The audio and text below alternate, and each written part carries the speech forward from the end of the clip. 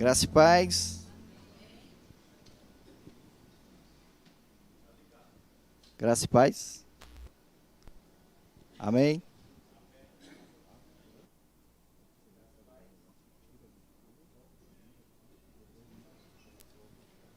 Amém. Pronto. Sejam todos bem-vindos em nome de Jesus. Aqui é a casa do Pai, do nosso Deus. Também seja bem-vindo a todos aqueles que nos acompanham, de casa. Que Deus abençoe cada um de vocês também.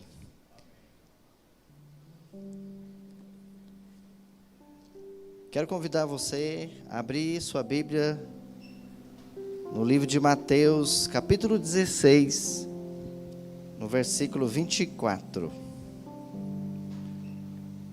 Mateus, capítulo 16, versículo 24.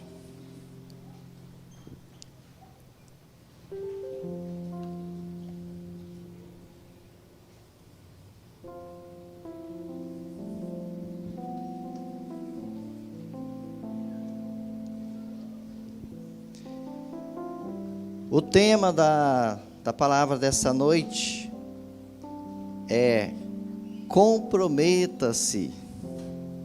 Comprometa-se. É o tema da nossa mensagem dessa noite. A palavra do Senhor em Mateus, capítulo 16, versículo 24, diz assim: Então disse Jesus aos seus discípulos: Se alguém quiser vir após mim, renuncie a si mesmo, tome sobre si a sua cruz e siga-me. Vou repetir só essa segunda parte. Se alguém quiser vir após mim, renuncie-se a si mesmo, tome sobre si a sua cruz e siga-me. Feche seus olhos, deixa eu orar com você mais uma vez, se for possível, em nome de Jesus. Pai, no nome de Jesus, nós queremos, Senhor, neste momento, estar diante dos teus filhos, diante da sua igreja, diante, Senhor, de todos aqueles que estão ouvindo, estão, Pai, meditando na palavra aqui junto conosco. Que não seja, Senhor, eu falando à igreja, mas seja a vontade do Senhor e o Espírito Santo falando aos corações, falando a cada vida, Senhor, em nome de Jesus. Louvado seja o nome do Senhor. Na Segunda Guerra, no Japão, havia um grupo de aeronaves, de pilotos, chamados kamikazes.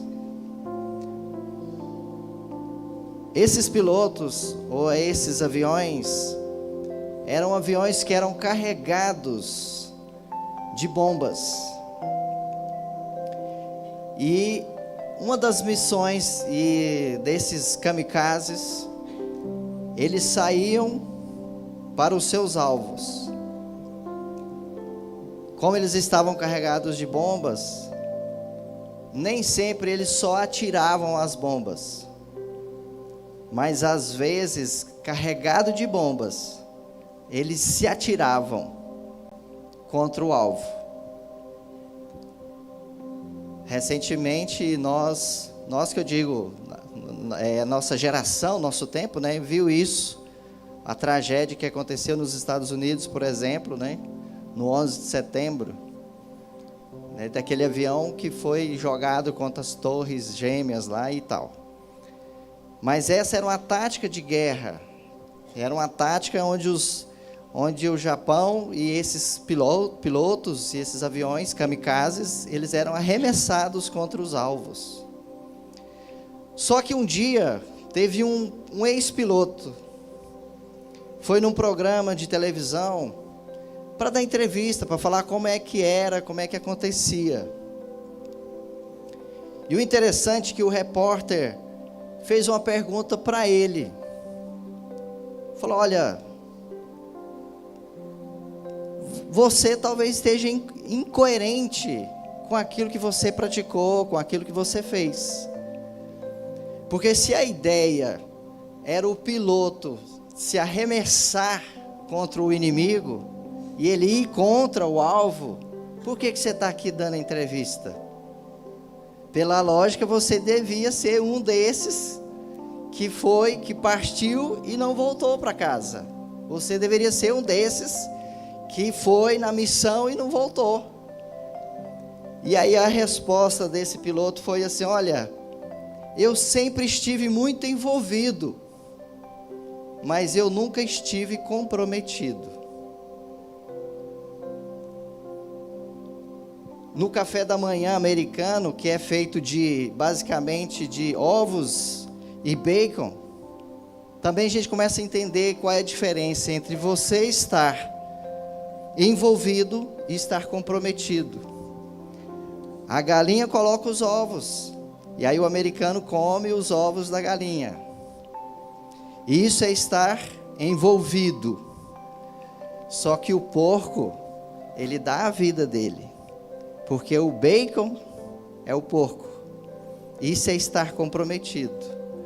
Então a diferença entre estar envolvido e estar comprometido é quando você está envolvido com alguma coisa, mas você ainda não se deu totalmente por aquilo.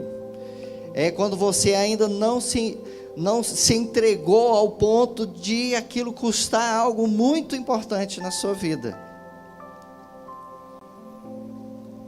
Em Hebreus capítulo 7, 27, por exemplo, diz: diferença do sacrifício feito por Jesus. Os sacerdotes estavam envolvidos no processo. Porque na lei de Moisés, quando alguém pecava, o que a lei mandava fazer? Era necessário matar um cordeiro. Era necessário fazer expiação do pecado pelo povo. Então os sacerdotes estavam envolvidos no processo. Porque eles matavam o cordeiro, eles faziam expiação do sangue por eles mesmos primeiro, e depois eles faziam para o povo. Só que o sacerdote não passava pelo sofrimento. O sacerdote não se entregava. Ele fazia isso usando usava um animal. E aqui o texto está dizendo, porque quando Jesus foi se oferecer, ele não só estava envolvido no processo, mas ele estava comprometido no processo. Porque para fazer a expiação, os sacerdotes ofereciam algo. Eles estavam envolvidos. Jesus estava comprometido. Porque quando foi para fazer o sacrifício, ele disse ao Pai: eis aqui o corpo para ser sacrificado. Eu sou o cordeiro que veio ao mundo. Eu sou o cordeiro que dá a vida por aqueles que querem ser resgatados do pecado. Então, assim, estou fazendo essa introdução para você entender a diferença entre estar envolvido e estar comprometido. Porque no texto que a gente leu, ele fala: se alguém quiser vir após mim, renuncie a si mesmo, tome sua cruz e siga-me. Esse versículo eu classifiquei e dividi ele em 3 partes. A primeira parte, negue-se a si mesmo. Ela fala de sacrifício. Negue-se a si mesmo, renuncie a si mesmo, fala de sacrifício. Sacrificar é deixar de lado os seus próprios interesses, deixar de lado o seu conforto. Romanos capítulo 12, versículo 1 diz: apresenteis o vosso corpo em sacrifício vivo, santo e agradável a Deus. Em Hebreus capítulo 13, versículo 15 a 16 diz: ofereçamos continuamente a Deus um sacrifício de louvor, que é o fruto dos lábios que confessam o seu nome. De igual modo, não negligencieis a contínua prática do bem e a mútua cooperação, pois desses sacrifícios é que Deus muito se alegra. A salvação, para você entrar no céu, para você ser alcançado pela graça de Deus, verdadeiramente o sacrifício é o sacrifício de Jesus. Nós não estamos aqui dizendo, olha, que para você ser salvo, para você ter o favor de Deus, você precisa se sacrificar. Não, porque o sacrifício maior é esse sacrifício que Jesus fez na cruz, por mim e por você. Porque Ele foi o Cordeiro, Ele se comprometeu sendo o Cordeiro. Então, para você ter acesso a Deus, para você ter acesso ao Pai, e para que o favor de Deus venha sobre você, o sacrifício que foi feito é o sacrifício de Jesus. Só que Jesus, ao mesmo tempo, também está dizendo, se alguém quiser vir após mim, renuncie a si mesmo. Jesus está dizendo, se você quer caminhar comigo, se você quer ser o meu discípulo, se você quer fazer a vontade do Pai, você tem que viver em sacrifício. Porque o reino de Deus é tomado por esforço. Porque a vida exige sacrifícios. Não existe vida fácil para ninguém. Nós temos que lutar para sobreviver, nós temos que lutar para comer. O Senhor diz, e a palavra do Senhor diz lá em Gênesis, que do suor do teu rosto comerás o pão. E a vida sim é sacrifício. Acho que foi o irmão Brian que colocou no grupo da igreja hoje uma frase do Spurgeon, né? Ele falou, olha, se você quer viver uma vida tranquila, sossegada, se você quer viver em paz, se você quer viver, não queira andar com Cristo. Se você quer viver uma vida sossegada, maravilhosa, sem importunação, sem que ninguém pegue no seu pé, sem que exija nenhum sacrifício, então não escolha andar com Cristo. Porque a salvação é de graça, a salvação foi o sacrifício de Cristo por nós.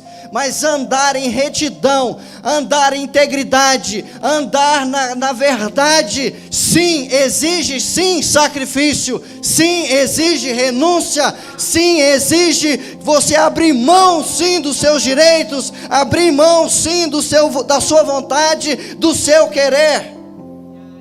Porque quando alguém te ofende, quando alguém machuca o seu ego, sim, é doído você lançar perdão, você liberar perdão, você falar, ok, vamos seguir em frente, vamos continuar caminhando. Quando as pessoas começarem a afligir você, a negar você, a ser infiel com você, a ser infiel no relacionamento, a você ser prejudicado no trabalho, a ser prejudicado na vida, prejudicado por vizinho, isso sim é viver vidas de sacrifício. E Jesus está dizendo, se você quiser ser meu discípulo, saiba que você não pode estar só envolvido. Você tem que estar comprometido. Você tem que estar comprometido no processo. Sim, ficar de joelhos dói, cansa. Sim, orar nas madrugadas incomoda, porque você vai perder seu sono. Sim, dizimar e ofertar vai te incomodar, vai, porque você fica pensando, talvez vai me fazer falta em outro lugar. Sim, sacrifício, sim, o Senhor está dizendo, olha, eu quero saber o quanto você me ama, porque eu amei você a tal ponto de dar a minha vida por você. Agora eu quero saber o quanto você também me ama e o quanto você está disposto ou disposta a fazer em meu nome, por mim, crendo que eu estou com você. É vida de sacrifício, sim. É vida de renúncia, sim. Aquele que quiser vir após mim, negue-se a si mesmo, renuncie a si mesmo. O apóstolo Paulo dizia, olha, se alguém tem uma dívida contra você, O apóstolo Paulo não está dizendo assim, vai lá na justiça, processa. O apóstolo Paulo meio que disse assim, engole a humilhação, libera perdão. É o mesmo que Jesus estava dizendo, se alguém te obrigar a caminhar 1 milha, vai com ele 2. Se alguém te esbofetear do lado direito, oferece também o esquerdo. Ninguém oferece o lado esquerdo sorrindo e dizendo, bate, pode bater, bate que eu gosto. Não. Você é humano, você é humana, sangue corre nas suas veias, sim. Você sabe que você tem seus direitos, sim. Tem direitos, sim. Mas é melhor você ter a graça e o favor na sua vida do que você ter razão. É melhor você estar com Cristo, com a sua consciência em paz e com a sua consciência tranquila, do que você estar brigando, do que você estar se desfazendo de relacionamentos e enchendo o seu coração de raízes de amargura, porque você não consegue perdoar, porque você não consegue lidar, porque você não consegue conviver com pessoas. E a Bíblia diz o tempo todo que nós devemos amar uns aos outros, que nós temos que amar aqueles que nós estamos vendo, porque como nós vamos dizer que nós amamos a Deus, se nós não conseguimos amar nem quem nós estamos vendo? E amar é sacrifício. Não existe amor só sentimento, existe amor sacrifício, existe amor doação, existe entrega, existe envolvimento.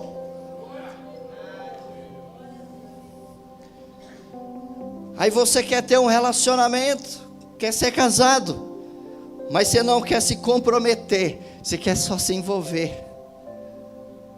É um relacionamento que a pessoa vai achar que você sempre está com o pé para lá de fora. É igual aquele ônibus cheio. Quem já pegou ônibus cheio aqui que ficou pendurado em porta? Eu já. Não sei você, mas eu já. Ia sair do terminal cheio. Aí tinha o jeito de colocar um pé e uma mão lá.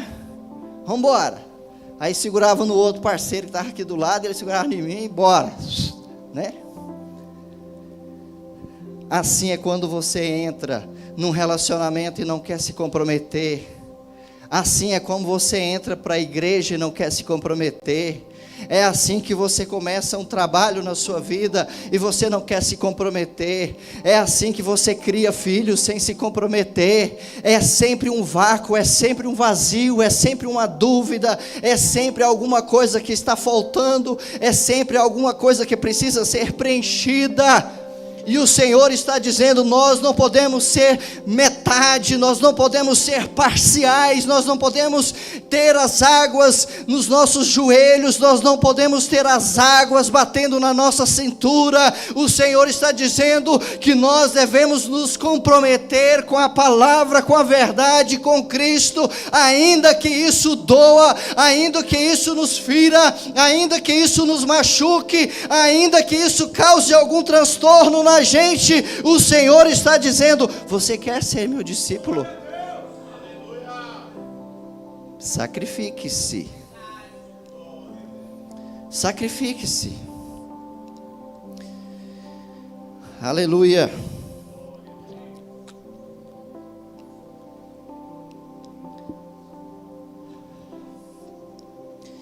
Se alguém quiser vir após mim, renuncie a si mesmo. Sacrifício. Tome a sua cruz. Tome sua cruz. Fala de propósito. Descobrir qual é a razão, o sentido da vida, do propósito que Deus tem para você. Talvez o que faz muita gente ficar perdida. Entra para a igreja e está perdida. Está no casamento, está perdida. Está no trabalho, está perdido no trabalho. Porque ele não tem propósito. Ele não sabe identificar qual que é o propósito de Deus na vida dele. Lucas capítulo 1, versículo 16 e 17. Aqui está falando do propósito que tinha sobre a vida de João Batista, e ele ainda não tinha nem nascido ainda, e dizia assim: e conduzirá muitos dos filhos de Israel à conversão ao Senhor seu Deus. Ele avançará na presença do Senhor, no mesmo espírito e poder de Elias, com o propósito de fazer voltar o coração dos pais aos filhos, e dos desobedientes à sabedoria dos justos, deixando um povo preparado para o Senhor. João Batista tinha um propósito, ele nasceu com um propósito, e o propósito dele era abrir o caminho do Senhor. Ele viveu intensamente enquanto viveu, para viver o propósito dele, até o dia que Jesus chegou e falou: eu vos batizei com água, mas após mim há de vir, e ele chegou, aquele que vos batizará com o Espírito Santo. Qual é o seu propósito? O Senhor te chamou para quê? Às vezes a gente acha assim que para ter propósito você tem que ter algo grande, muito grande na sua vida. Mas irmãs, muitas de vocês, o único propósito de vocês é ser mãe. Você não precisa pensar e nem se cobrar assim: porque eu não tenho um grande salário, eu nunca trabalhei. Às vezes o seu propósito na sua vida é ser mãe. E há mães que se envolvem, e há mães que se comprometem. A mãe que se envolve é aquela que vê os seus filhos crescendo à distância.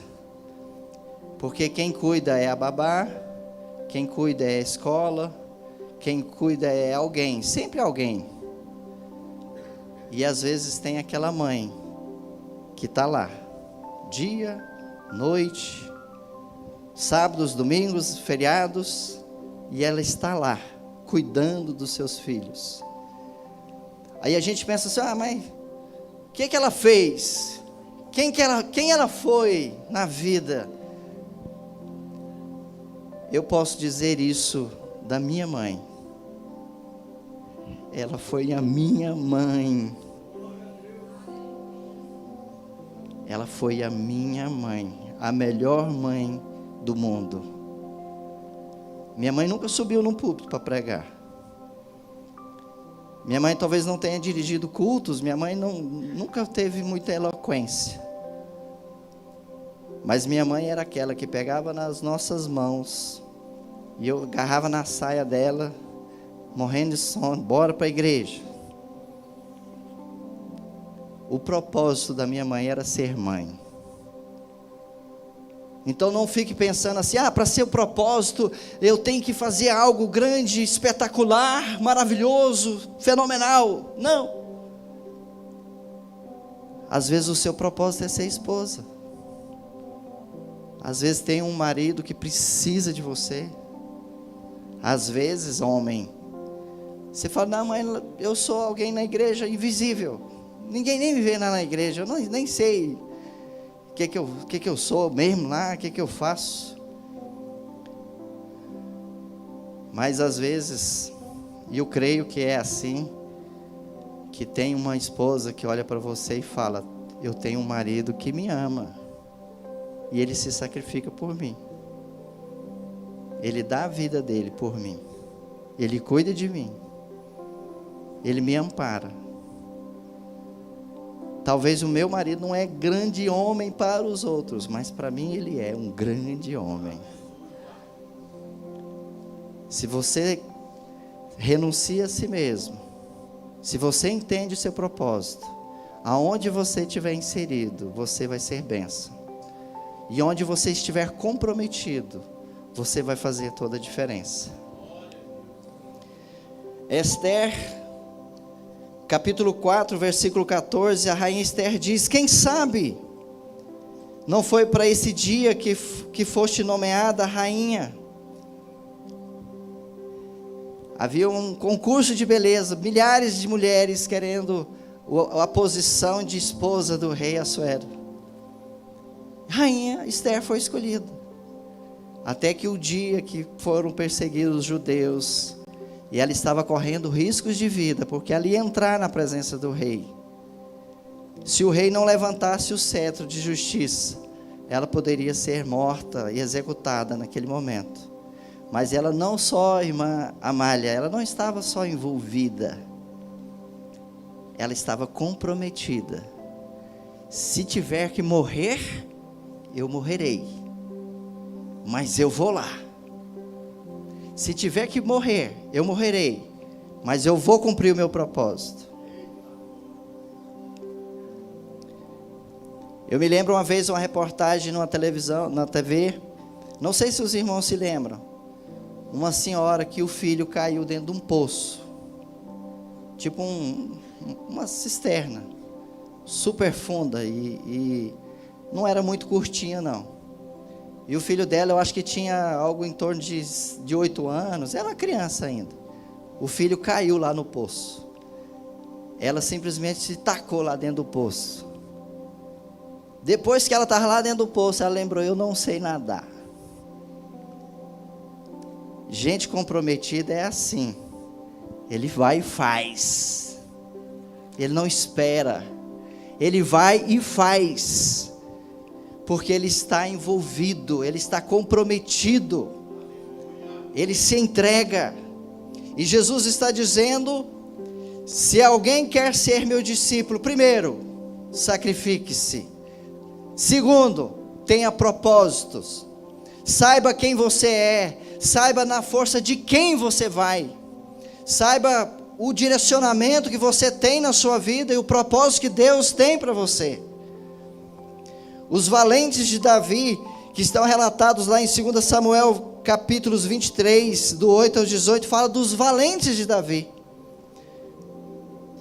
Valentes de Davi, homens que Davi dizia assim: eu estou aqui querendo beber as águas lá de Jerusalém, era pastor? De Judá, né? Quando ele abriu a boca e falou: eu queria beber aquelas águas lá, aí tinha que atravessar o arraial dos inimigos. O que os homens fizeram? Atravessaram o arraial dos inimigos, porque eles tinham um propósito. E o propósito que eles sabiam é que eles estavam servindo um homem que tinha o propósito de Deus na vida deles. E eles falaram: não importa a minha vida, desde que o propósito de Deus se cumpra. Diante de Deus, irmãos, nós podemos viver coisas incríveis, nós podemos viver coisas espetaculares e sobrenaturais, se nós entendermos este propósito e ficarmos neste propósito e estarmos atentos a este propósito.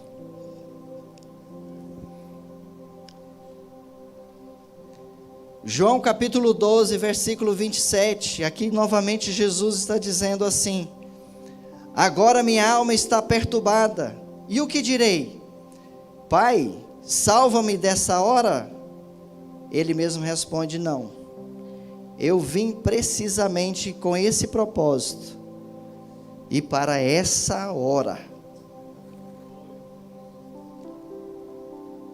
Se você tem uma criança pequena, um bebê, que está chorando a noite toda, e você fala: por quê? É o propósito, é o sacrifício. Jesus falou: Senhor, eu poderia pedir: Pai, se possível, passa de mim esse cálice, se possível, passe de mim esse sacrifício, mas não seja feito a minha vontade, seja feita a tua vontade, porque eu vim para cumprir o propósito. Jesus não veio aqui para se tornar rei, Jesus não veio aqui para se tornar governador, Jesus não veio aqui para estabelecer um reino terrestre. Jesus veio aqui, nasceu numa manjedoura, teve uma vida simples. Jesus veio aqui para ser um homem comum do ponto de vista humano, mas ele veio aqui sabendo quem ele era e sabendo o propósito no qual Deus tinha estabelecido sobre a vida dele. Ele sabia que a cruz e a crucificação seria algo doloroso. Ele sabia que o que ele teria que passar era algo muito terrível, muito cruel sobre a vida dele. E ele, ao mesmo tempo que está com medo, ao mesmo tempo que está apreensivo, ele diz: Pai, se possível, passa de mim este cálice, mas não seja feito a minha vontade, mas a sua.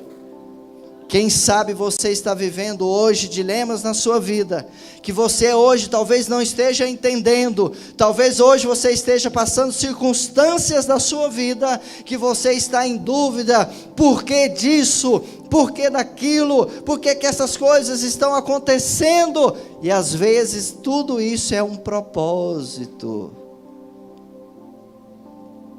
é um processo, no qual você está passando, e Deus está dizendo: faz parte da minha vontade sobre a sua vida, é você passar no propósito, aquele propósito que a gente dá vontade de correr dele, aquele propósito que a gente fala: Senhor, tá bom, chega, para, deixa eu descer desse negócio, que está duro, está difícil, o tempo não passa, as horas não passam, os invernos não passam, essa noite que fala a noite, o choro dura uma noite, mas a alegria vem pela manhã, mas essa noite está demorando, essa noite parece estar estendendo mais do que era para estender. Tudo isso pode ser o aperfeiçoamento de Deus na sua vida, é Deus alinhando você, Deus trazendo você para um propósito, Deus trazendo você para um direcionamento. Deus está dizendo: sim, filho, você pode passar pelo que você estiver passando, mas eu vou estar lá, eu vou aperfeiçoar você, eu vou moldar você, eu vou purificar você. Porque às vezes nós somos como o apóstolo Paulo, às vezes a gente acha que as coisas estão bem, aí a gente começa a se exaltar um pouquinho, a gente começa a achar, né, bom, né, e tal. Aí Deus vem cortando a asinha, cortando os galinhos, né, os galinhos secos. Só que tem hora que parece que um galho não está tão seco, né, que é mais difícil, e aí dói. Perdas, frustrações, o planejamento da coisa saiu errada, não saiu como a gente queria, não saiu da forma que a gente queria. Mas Jesus está dizendo: se você quer ser meu discípulo, aprenda também a viver propósito, a viver processos, a viver tempos, e saber que Deus trabalha no tempo, Deus trabalha no propósito, Deus trabalha na sua vida. Talvez hospitais, como dizem por aí, às vezes nos hospitais, às vezes tem orações mais sinceras do que a igreja. Às vezes lá nos presídios, as portas, as paredes dos presídios, tem oração mais sincera do que aqui. Porque às vezes é o sofrimento que nos aperfeiçoa em Cristo. É o sofrimento e a angústia e o quebrar de Deus que nos leva para o pó. Como a gente falou aqui segunda, né, Eric? Às vezes a gente precisa ir para baixo, para que Deus nos levante. Nós precisamos ser moídos. As melhores canções são feitas por pessoas que estão vivenciando o sofrimento. Não é, Mônica? As canções mais profundas da alma é aquele que quem está cantando está só o caco. O povo está pensando assim: nossa, o culto hoje foi uma bênção. Mas às vezes a pessoa que está cantando só os restos. E a pessoa: nossa, o fogo caiu, o fogo desceu, ai que bênção. Mas não sabe que às vezes a pessoa que está aqui cantando, ela está cantando, mas ela está chorando por dentro. Porque ela está vivenciando e vivendo problemas que a igreja e as pessoas às vezes não têm noção do que ela está vivenciando. E isso é comprometer, não é envolver. Porque envolver, você pode trazer qualquer pessoa aqui e cantar, porque cantar, muita gente sabe cantar, muita gente sabe tocar, muita gente sabe fazer muita coisa. Não é não, Bispo Silvio? As mensagens mais profundas são aquelas que a gente está... Porque é nesse lugar que Deus diz para você: a minha graça te basta. Porque a sua fraqueza é o seu maior poder que você tem. Porque é na sua fraqueza que eu trabalho, é na sua fraqueza que eu aperfeiçoo você, é na sua fraqueza que eu te levanto, porque o cair pode ser seu, mas o levantar é meu. Eu que coloco quem eu quero nos lugares altos, eu também coloco quem eu quero nos lugares baixos, para que saibam que eu sou o Senhor, eu crio todas as coisas, eu faço todas as coisas, eu posso trazer à existência aquilo que você acha que não tem mais, aquilo que se perdeu, aquilo que acabou. Deus está dizendo: eu posso trazer de volta, eu sou o Deus da restauração, eu sou o Deus que começa tudo de novo, eu sou o Deus que começa e faz você uma nova criatura, e começa de novo, e de novo, e de novo, e de novo, quantas vezes forem necessárias. Aleluia.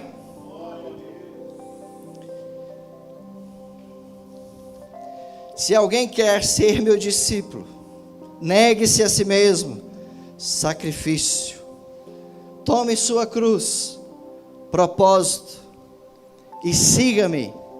Fala de determinação. Joana d'Arc, aos 17 anos, estava na frente de 3.000 cavaleiros franceses numa batalha. E aí o seu general chega para ela e diz, aliás, ela chega para o general e diz: eu vou na frente desses homens. E o general fala para ela: olha, e se nenhum homem te seguir? Ela só responde assim para o general: eu não vou olhar para trás para saber se estão me seguindo. Propósito, determinação. A palavra do Senhor diz: portanto também vós, uma vez rodeados por tão grandes nuvens de testemunha, livremo-nos de tudo que nos atrapalha e do pecado que nos envolve, e corramos com perseverança a corrida que nos está proposta, tendo os olhos fitos em Jesus, autor e consumador da nossa fé. Ele, pela alegria que lhe fora proposta, suportou a cruz, desprezando a vergonha, e assentando-se à direita do trono de Deus. Nós que estamos rodeados pelas nuvens de testemunhas, nós que estamos rodeados pela graça de Cristo, nós que estamos vivendo em sacrifício, nós que estamos vivendo em propósito, devemos continuar na nossa caminhada, continuar no foco. Não desista, não pare, como diz a música: quem mandou você largar a rede? Eu não mandei você largar a rede, eu estou dizendo: continua, estou dizendo: vai, estou dizendo para você: existe o céu preparado para aqueles que amam a verdade, existe um galardão preparado para aqueles que se entregam, tem um galardão preparado para aqueles que no meio do sofrimento, no meio do propósito, eles estão dizendo: sim, Senhor, eu vou continuar, sim, Senhor, eu vou permanecer, eu quero permanecer diante de Ti, Senhor. Aquele que põe a mão no arado não pode olhar para trás. E o Senhor está dizendo, e a palavra do Senhor diz: não deixem que as ansiedades da vida, não deixem que as coisas que vão acontecendo ao redor de vocês, tirem o foco de vocês, tirem o coração de vocês do céu, tirem o foco, os olhos de vocês daquilo que é eterno, da eternidade, porque esse mundo nada tem para nós. Não finque as suas raízes nessa terra, não queira se enriquecer, não queira fixar aqui nessa terra, porque nós estamos de passagem. Nosso destino é estar com Cristo eternamente. Nós estaremos sujeitos sim a este mundo, às mazelas deste mundo. Nós estaremos sim sujeitos a viver padecendo dores e sofrimentos e tantas decepções aqui. Mas o Senhor está dizendo para nós: não tire os olhos de mim.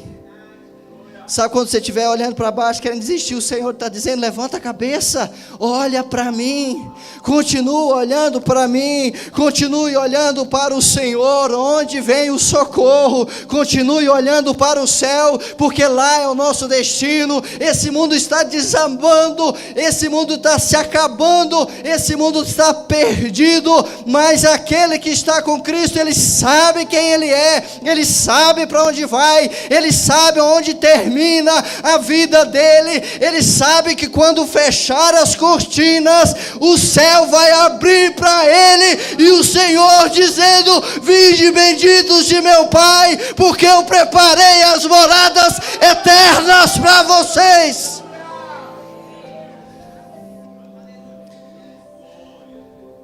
Eu sei que quando a gente está correndo e as pernas começam a doer, a irmã Ângela não está aqui para mim pegar no pé dela.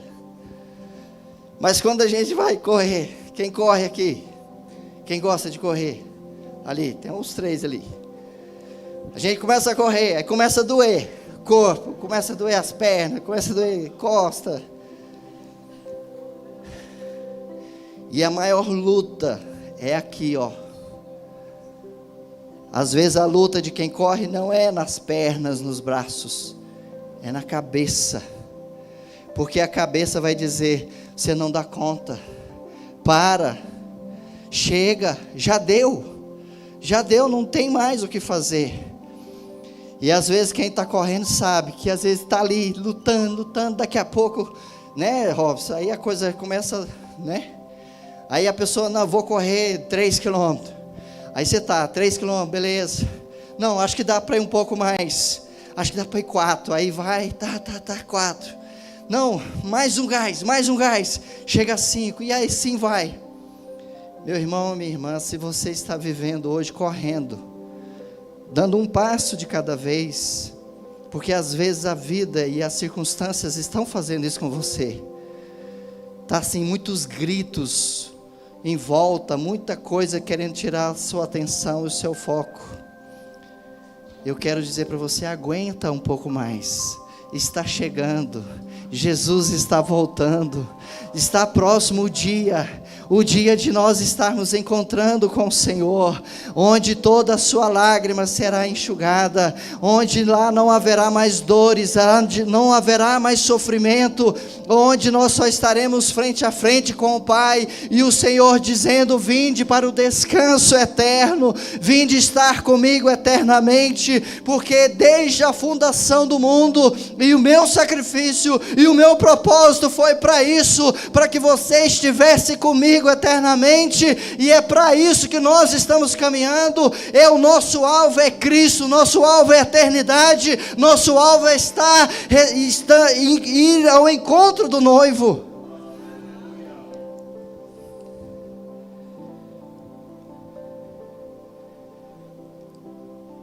Gálatas 6:9: não nos cansemos de fazer o bem, pois no tempo próprio colheremos, se não tivermos desanimados.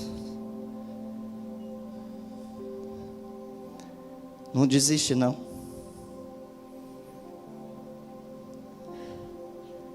porque a sua força é o Senhor, o seu alimento é o Senhor, o seu sustento é o Senhor.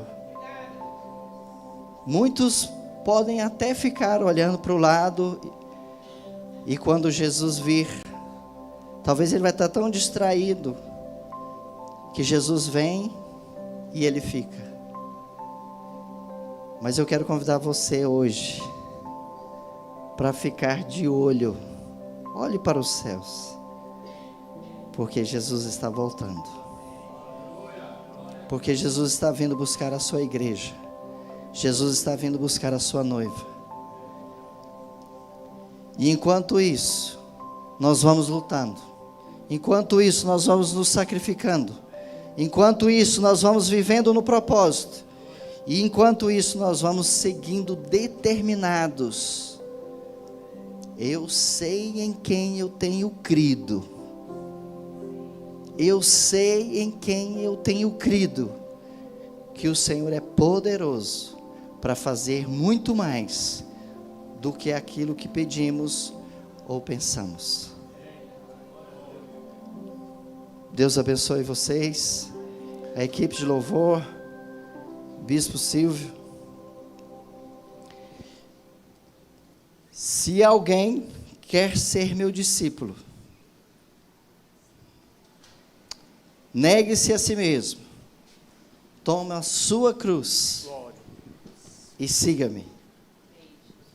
O Senhor diz: se fizeram mal ao Filho de Deus, falariam a vocês também, os meus discípulos. Mas o mesmo Espírito que ressuscitou Jesus dos mortos, há de nos ressuscitar em Cristo Jesus e nos fazer ter um corpo glorificado. Fica firme, em nome de